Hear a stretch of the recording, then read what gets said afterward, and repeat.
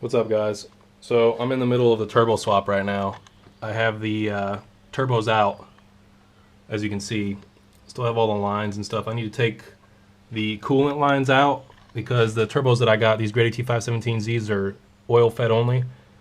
So I won't need these lines right here, that one, and the one in the back there. I just need these oil lines, which I have new lines that'll tee into that, so I can get rid of these too. But there'll be no more coolant line running across the top here. I have to cap off the back one and the front one over here somewhere, right here.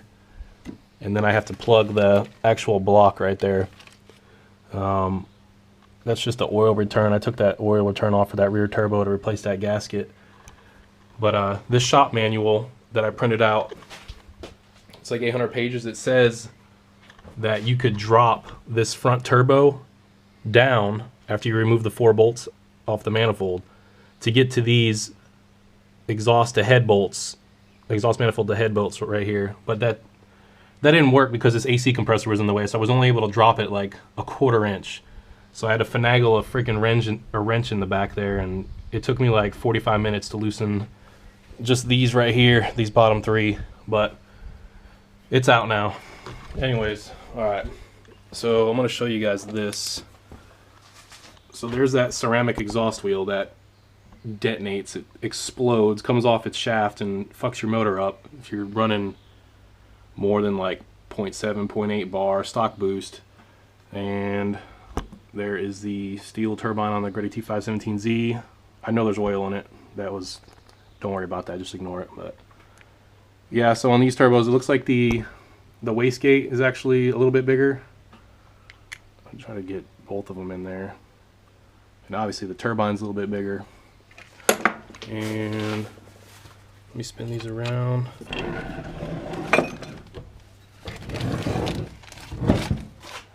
So this was the rear turbo. Looks like there's some oil in there. Don't worry about the coolant, that's just me removing it.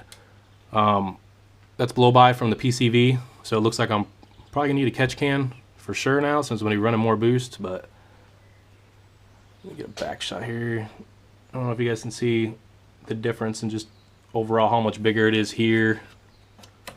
But yeah, anyways, alright. So this is the stock exhaust elbow. Super heavy. The heat shield off this one, the heat shield off the front turbo bolted right up to the R34 dump pipe. This one I need to kind of, because I want to run the heat shield, so I'm gonna have to drill a little bit there and here to get the actual made up to the factory holes or whatever. But you can see I already had to cut it a little bit there and there. These, I'm pretty sure this came off the R34 V-Spec GTR, because this is an EGT bung that the previous owner welded up, so it's all good because I'm going to be running the EGT probe right here, so that's fine. But I want to show you guys the differences. The inlet, see the lip on the right side there? It's not really there on this R34, and then you can kind of see how much bigger the opening is. Hopefully. Sorry about the shitty lighting in here, but anyways, it's a few millimeters bigger. It's just an overall better design. I was going to spring for the Tomy elbows that are $520, but I mean, I really couldn't justify spending that much to get, what, maybe 10 horsepower. These I paid, I think, 180 bucks for, so I'm happy with that. And then the exhaust manifold. This is, in my previous videos, this is what I told you guys I was going to have to pour it out. I don't know if you can see where the gas is going to be riding along right here. So all this is going to have to port that out and get rid of it.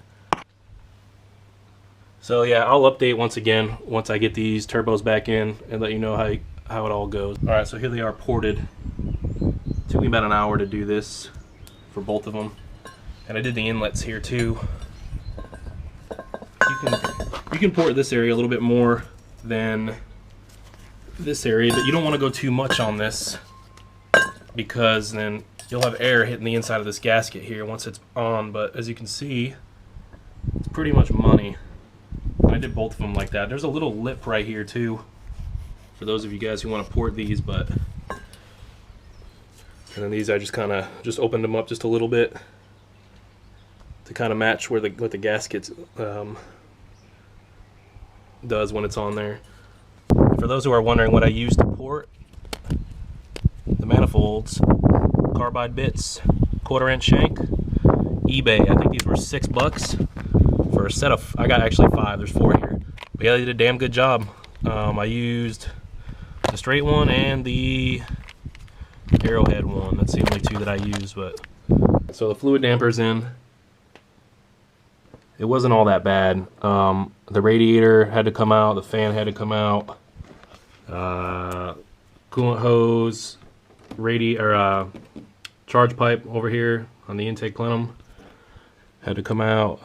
And I did the e-brake up. Had the wife stand on the brake and put it in 5th gear, and it came off like butter. I didn't even have to use a puller to remove the old pulley, but the company I ordered this car from did the timing belt for me as part of the package of buying it, so that might have had something to do with why it came off so easy. But still got to put the turbos back in, which I think I'm going to do tomorrow, and still need to wire these in, the pigtails for the Z32 MAFs, and install the catless decat, or the decat pipe, the silence decat pipe.